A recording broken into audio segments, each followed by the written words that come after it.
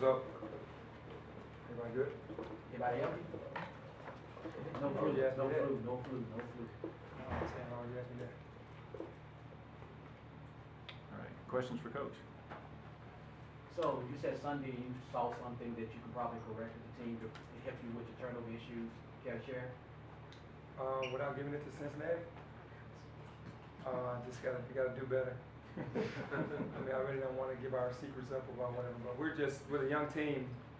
They just feel like every pass is going to be there. And you kind of on this level, you got to think before you pass it, and then you got to understand what the other team is trying to do and how they're trying to make you play. So that is the biggest thing. Like teams like Cincinnati are aggressive. You got to know that at all times and really active with their hands. So with a young team in high school, you probably could drive around somebody and just throw a simple pass. Not on this level. You said your team's grown tremendously from, making the city mistakes in the early year. In your opinion, what's the biggest growth from the beginning of the season to right now? Just execution of offense and then being able to get stops consistently on the defensive end when we have to have them. I think that obviously we always it feels like we're always playing from behind in the beginning of the game, and then we come back and get our feet grounded, and then we start executing and doing things the right way and win the game. We want to try to start the game off that way and continue to do that throughout the entire game.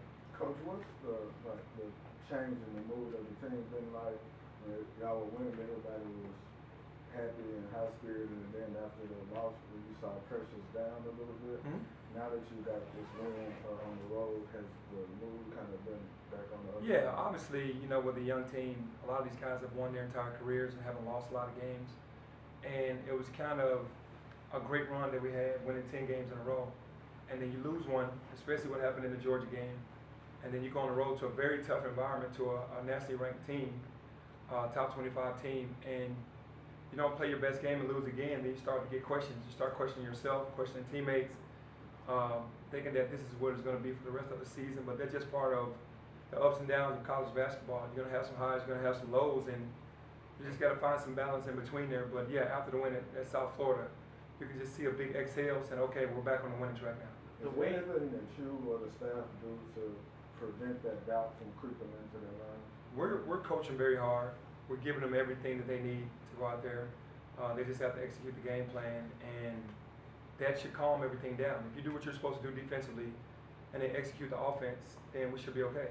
Was there something the last 10 minutes of that South Florida game when you erased that 14-point deficit? Is there anything maybe you guys as a staff figured out about this team, or they figured out about themselves that can help you moving forward? Well, I think the biggest thing we went into the game trying to pay attention to David Collins and LaQuincy Rideau, but it seemed like we forgot about David Collins. It's almost like they think it's going to happen just because we have a game plan, but we have to impose our will, and it didn't happen in the beginning.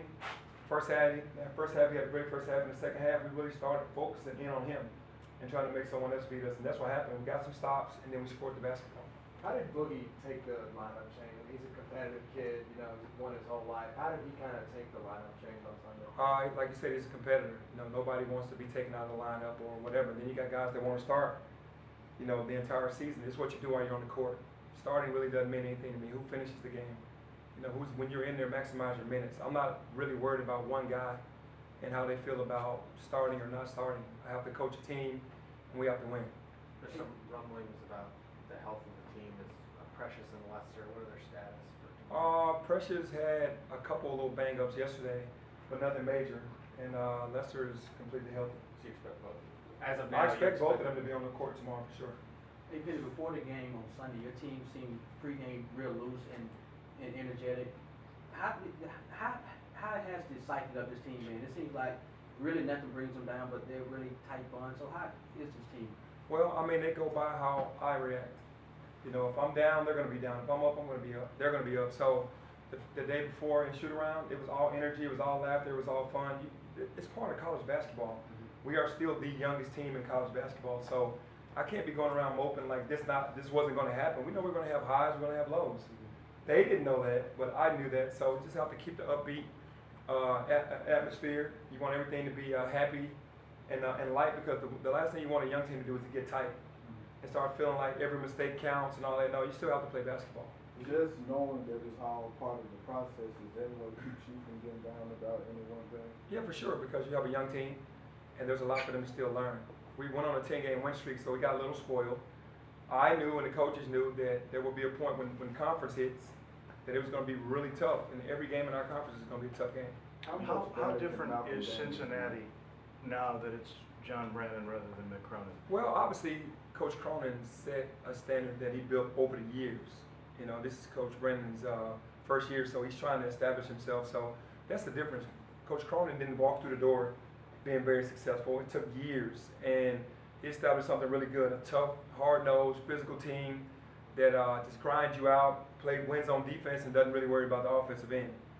Coach Brennan is the guy that's going to shoot a bunch of threes, still with the defensive mentality, but he's opening up the offense more for everybody. How much better can Malcolm Bender be? He can be much better because he's still not fully 100%. Health-wise, physically, mentally, feels some ailments sometimes, and then kind of holds him back a little bit, and he can get better. Do you talk to the guys about the history of this series?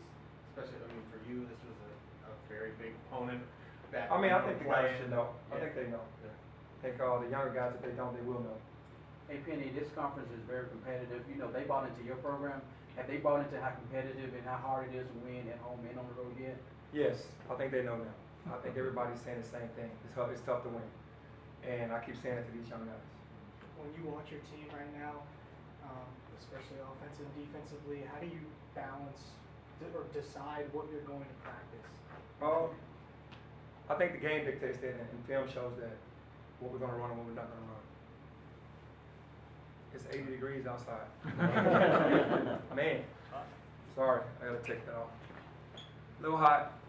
Should you be frustrated with us like you did? No, it's just hot. In terms of do you think you'll keep the same starting lineup in this game? Yeah, Yeah. same starting line. Were you happy with what? I was you very did? happy.